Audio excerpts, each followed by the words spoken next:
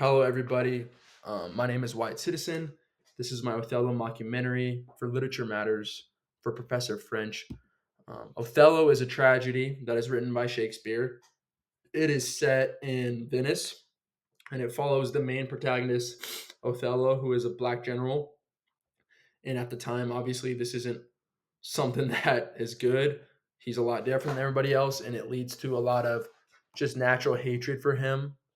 He ends up marrying Desdemona, who is a white woman, and basically their relationship is very frowned upon just because of the racial tension of the time and that he was different from everybody else. Um, Iago has a Othello has a very trusted person that is Iago, and ultimately ends up tricking him into believing Desdemona cheated on him. And Othello doesn't even question Desdemona and ultimately kills his wife and then himself after. And it also leads to other characters' deaths. So this kind of leads into my thesis of just silencing of women within the play. While the play Othello has apparent jealousy and deceitfulness from Iago, Othello ultimately highlights the systematic silencing of women from in this play, which leads to devastation of the whole entire play and severe consequences for many characters, such as death. Kind of going into the three people who are mostly dismissed, controlled, and violence are all women in this. The main two is Desdemona and Amelia. We'll kind of talk about Bianca, but she's also just another character who's more objectified than anything. But so Desdemona is ignored throughout the whole play. She's very loyal to Othello, but Othello does not trust her at all and ends up killing her without even giving her the chance to defend herself. Later in this mockumentary, I'm going to do a reenactment of almost like the moments before her death. Amelia is different as she speaks against the injustice of women, but it ultimately is dismissed by Iago, who's the main antagonist, and only finds her voice when Desdemona dies and is killed by Othello. And this leads to her own death as well. And then we kind of go to Bianca, who is marginalized and disrespected because of her lower status and just overall perceived promiscuity, and making her kind of an easy scapegoat or somebody to insult throughout the play. All right, so these are kind of like the six main lines that I really saw just silencing women or dismissal or just objectification of it. Act 4, Scene 1, Desdemona says, I will not stay to offend you. Basically, when Othello is raging at her and insulting her, she remains silent because she thinks that's the right thing to do, and that's the only thing that would appease him at the time. His kindness may defeat my life, but never taint my love, which is just showing that even through mistreatment, she's going to love him. And I don't think that's a very fair ideology for women to have. Amelia has a great one in Act 3, Scene 4. They're all stomachs, but we all food. They eat us hungry, and when they are full, they belch us. Essentially saying that once they take what they need from us, we are discarded and not worth anything.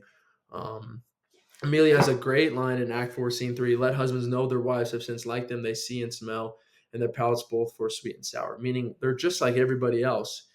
Just because they're a woman doesn't mean they're anything different. Um, and yeah, that's a great line. Bianca says, I'm no strumpet, but a life of honest, and thus you abuse me. Meaning, even if she's honest and everything she needs to be for the character Cassio, she still is abused and silenced. And then Iago says, this is the fruits of whoring in Act 5, Scene 1, and basically just insults Bianca and slanders her reputation. And so all these lines, you just kind of see a common theme of just like being belittled and not basically worth anything. Here is a reenactment of Act 5, Scene 2, page 274, lines 50 through 65, and this is a huge scene for Desdemona. Peace, and be still. I will so. What's the matter? That handkerchief, which I so loved and gave thee, thou'st to Cassio. No, by my life and soul, send for the man and ask him. Sweet soul, take heed of perjury, thou art on thy deathbed. Ay, but not yet to die. Presently, therefore confess thee freely of thy sin. For tonight, article with oath, can now remove nor choke the strong conception that I groan withal, thou art to die. Oh heaven, have mercy. Desdemona, even in her last moments before death, is still silenced and just completely not even listened to at all, and that's why I really like that scene personally. So doing some more outside research, I found two really good sources that kind of just completely solidified it for me. The first one was called Representation of Women in Class in Shakespeare's Othello. And basically, it touches on not only was the gender of the women oppressed, but their class was. And so, not only are they beneath them in terms of a traditional role of relationship, but also in terms of class. The author talks about Bianca, who is double oppressed. Her class is low, and she's a woman, so it completely puts her down the whole play. The Basically meaning the women really had no opportunity to support themselves at all, even if they weren't in a relationship with a man. Um, Another one was I Am Bound to Speak, and that's the speeches and silences of women. And it just touches on the speech for women almost is through the lens of other people. Othello is very controlling over Desdemona, and it basically he controls her what to say and whatever. And Iago also controls Amelia and Bianca's voice.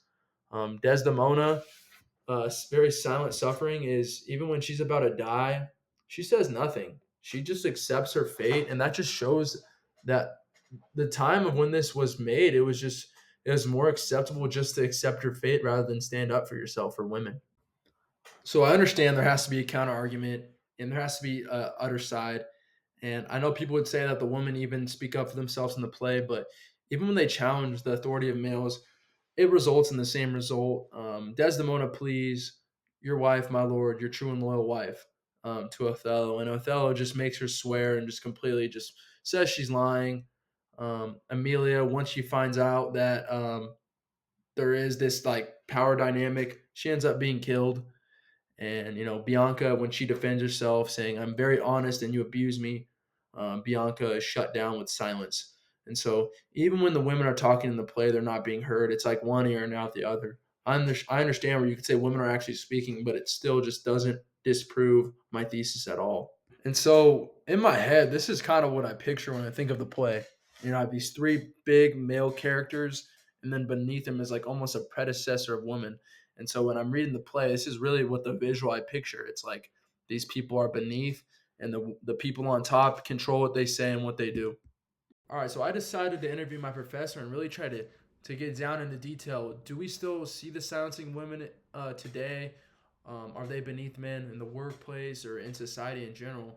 And I think what you find in this interview with my professor very interesting and almost promising for women today. Still see women being silenced in relationships today. Well, I have to be real honest with you, Wyatt. I don't see that. Yeah. I in a business relationship, I think women will not be silenced if they go to work and they do a good job and they advance themselves and they work hard and they educate themselves and they produce. Society criticizes women for not following a traditional role in relationships or in the workforce. I think some do. I think that still happens a little bit. But society at large right now, in my opinion, and what we see on the media and so forth, is disappointing. Yeah. And so I really don't pay much attention to it. Yeah. I like to get the facts, and I think that we have to take control and feel good about what we do, and we just need to move forward. I liked actually the guest speaker in our class, the first guest speaker, she said that people would call her the B word just because she was assertive. And like if a man's assertive, it's like, oh, he's a dominant guy. But if a woman is, she's the B word. I thought that was kind of interesting. But yeah, it happens that way because they always saw the woman as the mother, the caregiver, the meek one, and so forth. But I think that if we just come forward and try to do a really good job and advance ourselves, and I don't think we have to be a B. I think exactly. We can just be who we are. Exactly. I thought that takeaway was very promising for women. I think if women had this ideology of today for modern society, that yes, there is still parts of it that is reflected in society today, but she chose to not acknowledge it. And I think if Desdemona had that mentality and Amelia, I think everything would be saved. I think Shakespeare meant this to be a conversation, but I think we're definitely in the right direction for women. I then shortly asked Amelia if she could change anything about the story. If she could redo what she did, what would she have done? Most definitely recognize Iago's cruelty of his actions and what he did to people, and specifically women, and controlling them. I wish I could have ultimately saved Desdemona's life and ultimately my life as well. This whole play is just a tragic story, and I think it all starts with people with limited voices and specifically women. I think if the women were able to stand up and be able to speak the truth, the whole entire play would have been saved. And that's my thesis and my main finding from this whole entire play. Thank you guys for your time. Here's my works cited page. Once again, guys, thank you for your time. If you have any questions, feel free to let me know.